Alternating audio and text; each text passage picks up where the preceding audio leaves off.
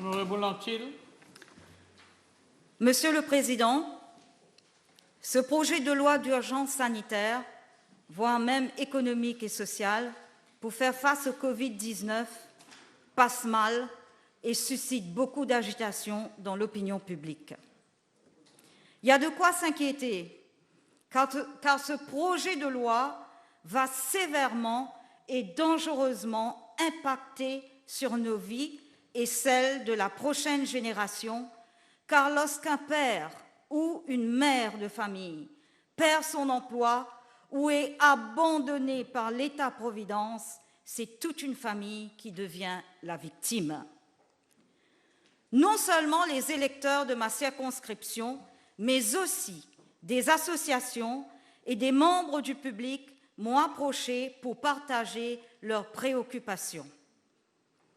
Ce projet de loi, s'il est adopté, va non seulement limiter nos mouvements, mais aussi changer drastiquement notre mode de vie et aura un effet négatif sur notre société dans son ensemble.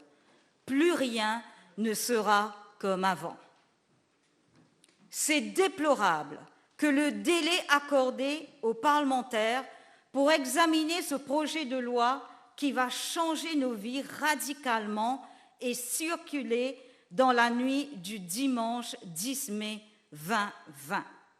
Déjà, ce projet de loi a été bouclé en 4e vitesse, sans consultation appropriée avec la société mauricienne.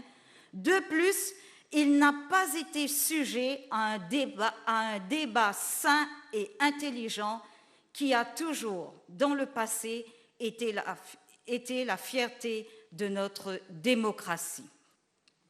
Monsieur le Président, j'interviens ce soir pour parler des oubliés de ce projet de loi. Je parle des femmes, des enfants, des seniors et des personnes en situation d'handicap de notre République, parmi tant d'autres. Un segment majoritaire de la population qui a été vivement souligné par les Nations Unies comme étant extrêmement vulnérable, déjà dans le cours normal des choses, mais encore plus avec la pandémie qui nous afflige. Monsieur le Président, je suis très inquiète et je trouve inadmissible qu'aucune disposition exceptionnelle n'ait été mentionnée dans ce projet de loi pour protéger les plus vulnérables de notre société. Gouvernement responsable, vous dites, comment peut-on oser sacrifier les plus vulnérables? Je parle d'abord des femmes.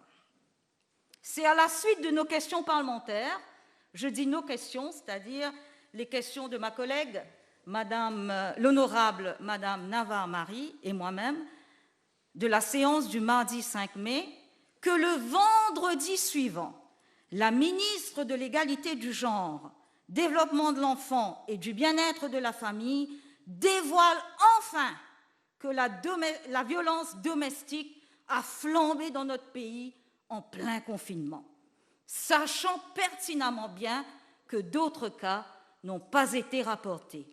Impensable que dans les moments les plus difficiles, le gouvernement ne montre aucune solidarité envers les victimes de violences conjugales, envers les enfants maltraités qui se font tabasser chez eux. Monsieur le Président, suite à la mise en garde du secrétaire général de l'ONU, Monsieur Antonio Guterres, pour prévenir du danger du confinement a entraîné l'augmentation de la violence conjugale dans les foyers à travers le monde, plusieurs gouvernements se sont pleinement mobilisés en prenant des mesures d'urgence pour protéger les femmes et enfants victimes ou potentiellement victimes de violences domestiques dans leurs pays respectifs, à l'exception du gouvernement mauricien qui est resté insensible, car pour eux, c'est du business as usual. Je souhaiterais faire quelques propositions et inviter le gouvernement à procéder à de nouvelles dérogations en s'inspirant du modèle français et espagnol afin de mettre en place d'abord d'autres dispositifs d'alerte pour protéger les victimes de violences domestiques. Par exemple, la possibilité de donner l'alerte dans les pharmacies ou à un comptoir d'écoute à côté des supermarchés restés ouverts. Le gouvernement pourrait aussi envisager de trouver un local dans lequel les conjoints violents seraient contraints temporairement d'y rester sur décision de la Cour. Dans ces cas précis, il faut que le lockdown soit appliqué dans le sens large du terme. Il est urgent de faire des campagnes de sensibilisation pour prévenir, avertir et sensibiliser les victimes de violences domestiques du danger auquel elles seraient exposées pendant et après le confinement. De permettre aussi, autre proposition, aux officiers de police, par exemple un ACP, d'intervenir rapidement s'ils suspectent des cas de violence domestique dans des foyers sans passer par le protocole actuel. Selon mes informations, certaines cours de justice n'ont pas entertain les IPO, les Interim Protection Order, et il faut y remédier rapidement. Quelques mots concernant les femmes enceintes, dont aucune mesure de protection n'a été mise en place. De ce fait, beaucoup de femmes enceintes se sont retrouvées devant une succession d'obstacles pendant le confinement. Je veux proposer la mise sur pied d'un protocole strict. Le gouvernement pourrait assouplir les règles comme favoriser la téléconsultation pour les cours de préparation à l'accouchement et pour les conseils. En revanche, maintenir les échographies obligatoires dans nos hôpitaux. Autre proposition, un strict social distancing dans toutes les salles d'attente s'avère nécessaire. Les femmes sont aussi nombreuses parmi le personnel au front en cette crise du coronavirus. Je parle des infirmières, des policières, des caissières, entre autres. Pour ces femmes enceintes au front, rien n'est mentionné dans ce projet de loi sur leurs conditions de travail. En ce qui concerne l'emploi, déjà avant la pandémie, le chômage touchait davantage plus de femmes. Pas de doute qu'après le déconfinement, la majorité des emplois perdus se trouveront dans les secteurs où les femmes sont les plus nombreuses, comme par exemple le secteur du textile, les centres d'appel et le secteur de l'hôtellerie, entre autres. Les Nations Unies parlent du concept « Women's Economic Empowerment ». Peut-être que le gouvernement pourrait s'en inspirer pour soutenir l'emploi des femmes, surtout qu'on est à la veille du budget national. Les dispositions préconisées dans ce projet de loi donneront la gâchette facile aux employeurs, avec la bénédiction du Redundancy Board pour virer les employés. Je vois déjà les femmes dans des situations d'emploi fragiles sur le pavé. Selon l'UNICEF, 55% des employés dans le secteur informel sont des femmes. Ce projet de loi, par ailleurs, est très silencieux sur ce secteur. Monsieur le Président, c'est connu, les grands bouleversements apportent généralement des innovations. Pas de doute que les secteurs d'activité vont émerger, d'autres secteurs d'activité vont émerger, et cela permettra justement d'absorber le taux de chômage féminin.